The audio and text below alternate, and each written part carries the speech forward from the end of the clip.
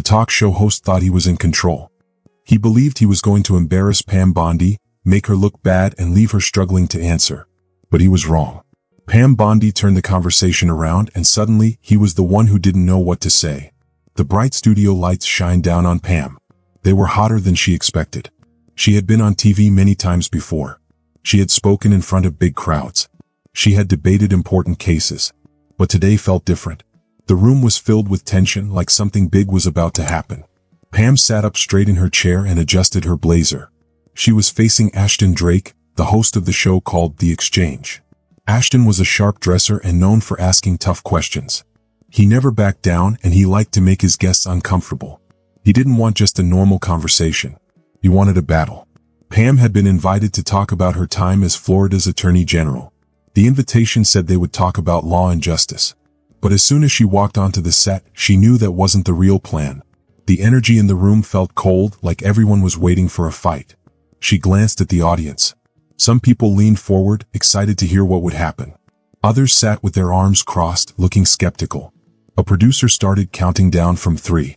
The camera light turned red. The show was live. Ashton smiled, but it wasn't a friendly smile. It was the kind of smile that didn't reach his eyes. "Pam, welcome to The Exchange." Pam nodded politely. "Thank you for having me." Ashton tapped his fingers on the desk. His voice was smooth, but there was a sharpness to it. "You've been in the middle of controversy for a long time. Your time as Attorney General, your political decisions. Some people say that you made choices that hurt more people than they helped. Would you say that's fair?" There it was. No warm-up. No easy questions. Just a hard, pointed question right away. Pam had heard these kinds of questions before. But she could tell Ashton wasn't looking for a real discussion. He wanted a fight. And the audience could feel it too. She kept her face calm. "I'd say that's an oversimplification of many years of work. But if you'd like to talk about specific examples, I'm happy to." Ashton smirked. He tilted his head. "Oh, we'll get to specifics." He turned to the camera as if talking to the audience at home. "But let's start with something simple. A lot of people, especially those affected by your policies, think you don't understand the struggles of everyday Americans. They think you care more about your own success than doing what's right. Do you ever stop to think about the people affected by your decisions?" That wasn't a real question. It was a trap. Pam knew better than to fall for it. She placed her hands neatly on the desk. "Every decision I've made was to uphold the law and protect citizens. That doesn't mean everyone agrees with me, but leadership isn't about being liked. It's about doing what's right, even when it's unpopular." Ashton chuckled. He shook his head. "That's a convenient answer. But let's be honest, Pam." He leaned forward, lowering his voice slightly. "Some people say you ignored justice when it suited you." The room felt smaller. The audience was completely silent, waiting to see what she would say. Pam stayed still. She knew what Ashton was trying to do. He wanted her to get emotional, to get flustered. But she wouldn't give him that satisfaction. She took a slow breath and looked him in the eyes. "You seem eager to make this personal, Ashton. I hope you'll let me answer your questions instead of just making accusations." Some people in the audience murmured. Ashton's face changed slightly just for a second. But he wasn't done. Ashton was good at this game. He knew how to control the conversation to make his guests feel like they were losing. He leaned back, crossing one leg over the other, acting like he was in charge. "Pam, let's talk about power. People in positions like yours, politicians, prosecutors, you all claim to fight for justice. But it often seems like justice bends for the powerful. What do you say to that?" Pam stayed quiet, waiting for him to finish. He kept going. His tone grew sharper. "For example, when you were Attorney General, there were claims that big corporate donors got special treatment. Some investigations mysteriously disappeared. Powerful people walked away with no punishment. Can you look this audience in the eye and say that never happened?" A clever trap. If she said no, people would be suspicious. If she said yes, it could be twisted against her. Pam took a deep breath and spoke calmly. "Ashton, if you're going to make accusations, at least be specific. What cases are you referring to?" Ashton smirked. He turned to the camera as if performing for the audience at home. "Oh, don't worry. We'll get specific." The audience chuckled, but it wasn't friendly laughter. It was the kind of laughter that meant they were waiting for her to slip up. Pam could feel the energy shifting. The room was getting warmer. Ashton wanted to make her look nervous, but she wasn't. In fact, she was just getting started. Ashton glanced at the papers in front of him. They were just props. Whether he needed them or not didn't matter. They were there to make it look like he had proof of something big. He flipped through them dramatically. Let's talk about this. Back when you were Attorney General, there was a lawsuit against a corporation, one of your donors. They were accused of fraud. And then, suddenly, the lawsuit disappeared. What a coincidence. Pam pressed her lips together. Now she knew exactly what he was talking about. And she knew he was twisting the story. She opened her mouth to explain, but Ashton interrupted her. Tell me, Pam.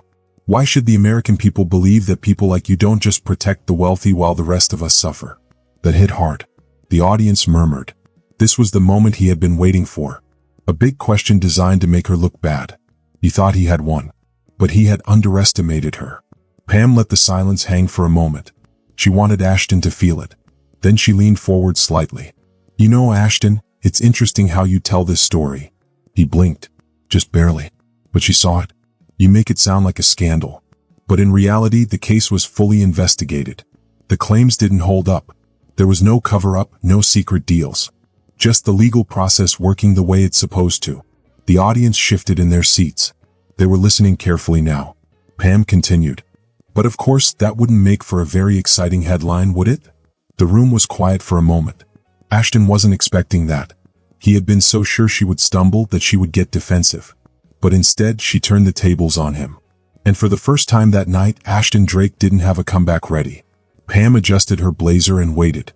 She knew this conversation wasn't over. But now she was the one in control. She could hear whispers. The air in the room felt different now, like something was changing. But Ashton wasn't finished. He never liked when a guest refused to give up, and he knew how to keep pushing. So, are you saying, Ashton asked, that money never influenced your choices? Pam looked right at him. I'm saying that facts did, she answered. And I find it interesting that instead of talking about facts, you'd rather suggest I did something wrong, even though you have no proof. Some people in the audience nodded, others still looked unsure. But one thing was clear, Ashton wasn't winning them over as easily as before. He felt it too. So he decided to change his plan. His next question was going to be personal. And that's where he made his biggest mistake. Ashton smiled, but it wasn't a friendly smile. He could feel the conversation slipping out of his control, and he didn't like it. If talking about politics wasn't enough to shake Pam, he had another idea. He moved in his chair, making his voice sound lighter, almost like he was amused. Let's forget about politics for a second, he said. Let's talk about something more important. Character. Pam stayed still. She knew exactly what he was trying to do. Ashton tilted his head. People see you as a strong lawyer, someone who stands for what's right, he said. But what happens when your principles only show up when they're convenient? The audience got quiet. Some leaned forward in their seats. Ashton kept going, pretending to sound curious. You talk a lot about justice, about fairness. But do you remember what happened outside that movie theater in Tampa? Because a lot of people do. The air in the room shifted. Pam knew what he was talking about. It had been a hot summer night. She had gone to see a simple documentary, nothing controversial, nothing political. But outside the theater, a group of people was waiting for her. They yelled at her, called her terrible names, and said she didn't care about them. Then, as she walked past them, someone spit on her. The whole thing had been caught on video and shared everywhere. Some people said she deserved it, others said it was wrong. Pam's jaw tightened just a little, but her voice stayed calm.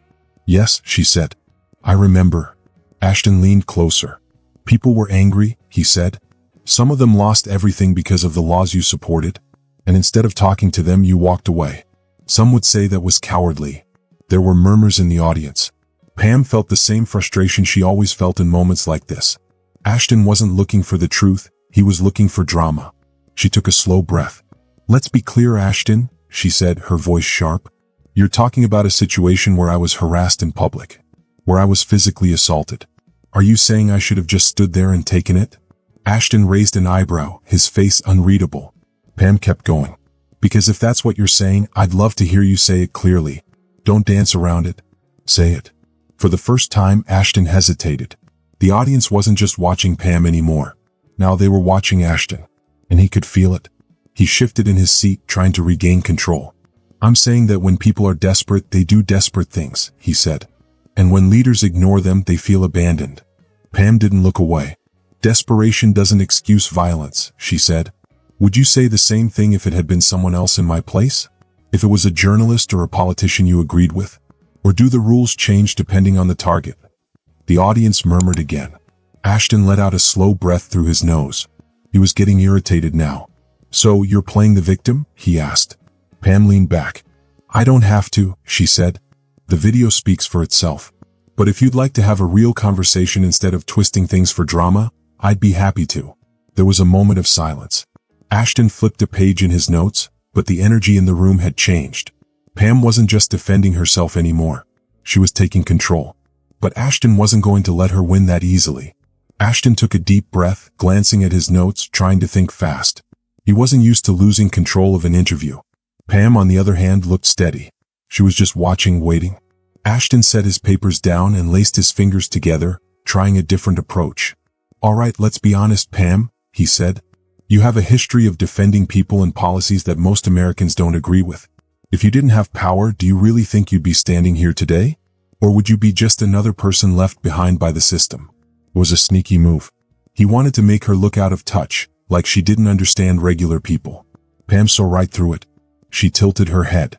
That's an interesting point, Ashton. You're saying that because I worked within the system, I don't understand it. Ashton smirked, thinking he had found an opening. I'm saying you benefited from it. Pam leaned forward. You seem to have a lot of opinions about my past, she said. So let me ask you something. What's your definition of justice? Ashton blinked.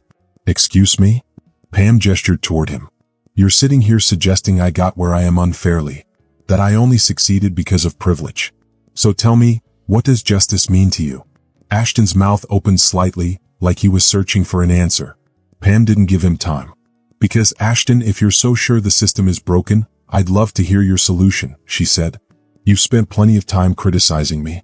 But what would you do differently? Silence. A quiet murmur ran through the audience. Ashton's fingers curled slightly against the desk. That's not my job, Pam. Pam nodded. Exactly, she said. Your job is to stir up controversy. To make people think there's always a scandal, always a conspiracy. But let's be real. You don't actually care about justice. You care about making a spectacle. The audience reacted right away. Some gasped. Others murmured in agreement. Ashton blinked, his confidence slipping just a little. For the first time, Pam sat back in her seat. So, she said, if we're done playing games, I'd love to actually talk about the real issues. But if you just want sound bites, let me know. I wouldn't want to waste your time. The air in the studio was thick with tension. For the first time since the interview started, Ashton looked unsure. He glanced at the camera, then back at Pam, letting out a slow breath through his nose. All right, he said, his voice a little tighter now. Let's talk about the issues. But everyone in the room knew. He wasn't in control anymore. And the audience could see it. Ashton's fingers tapped lightly against the desk as he tried to gather his thoughts. This wasn't how things were supposed to go. He was supposed to be the one in charge, the one steering the conversation, the one making his guest nervous. But somehow, Pam had flipped everything around. Now, the weight of the room was against him. Still, he forced a smile, though it was tighter than before. All right, Pam, he said. You want to talk about facts? Let's talk about facts. Pam nodded, waiting. Ashton flipped through his notes again, but it was clear he was stalling. You've worked in the legal world for years, he said. You've been a prosecutor, an attorney general, a consultant. You've had a lot of power, a lot of influence.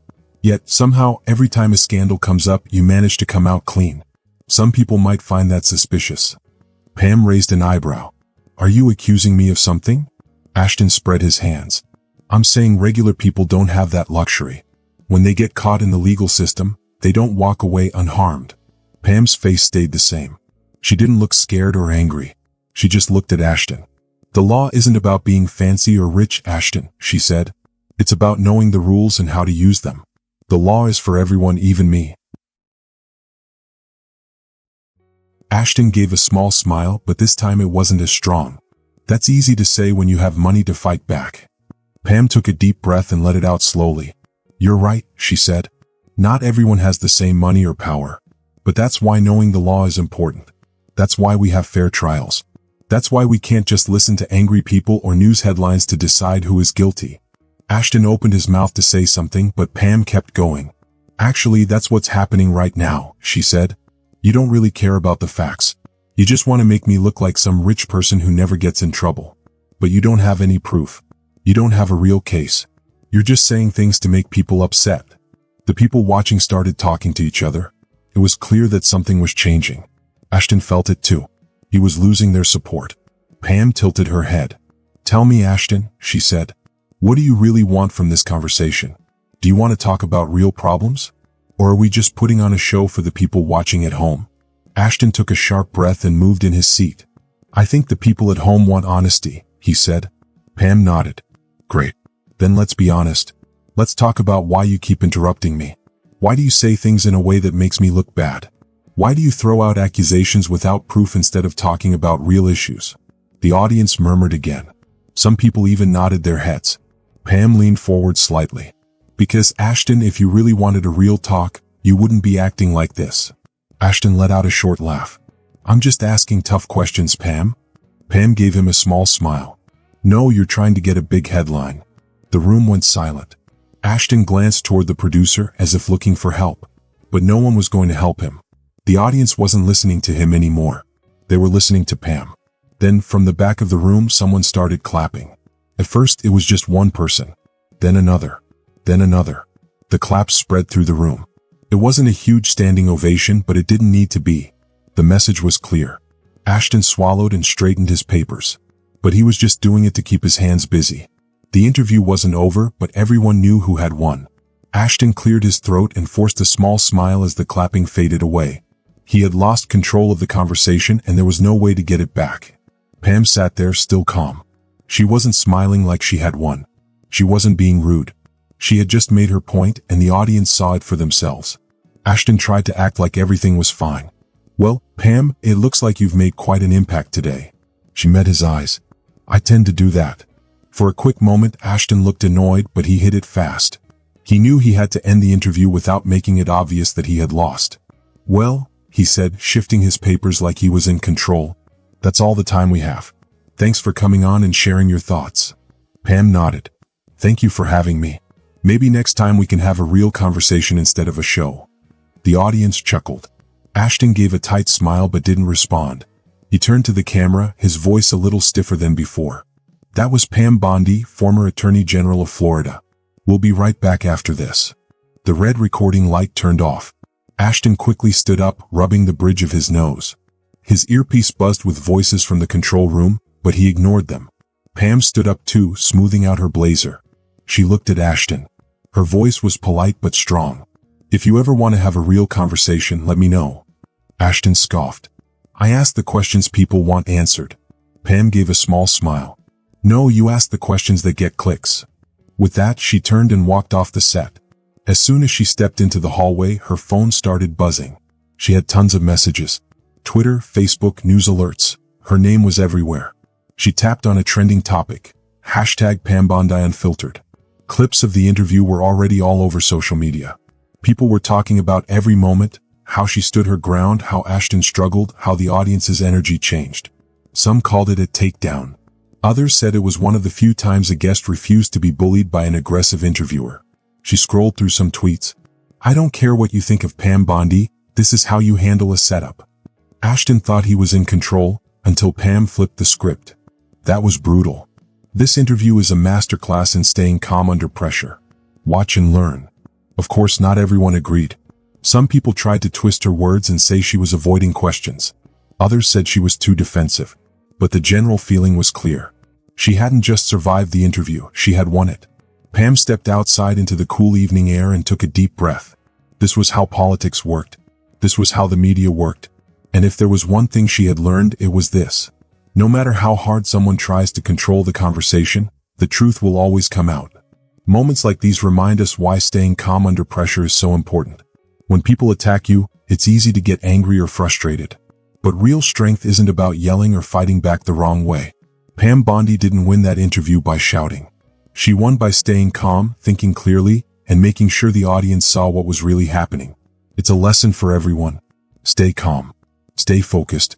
And when someone tries to twist your words, make sure you control the story, not them. If you enjoyed this story, I'd love to hear your thoughts. Drop a comment below and let me know what you think. Don't forget to hit that subscribe button for more exciting stories filled with adventure, mystery, and unforgettable moments. Your support means the world. It keeps these stories coming and the creativity flowing. Thanks for watching, and I can't wait to see you in the next video.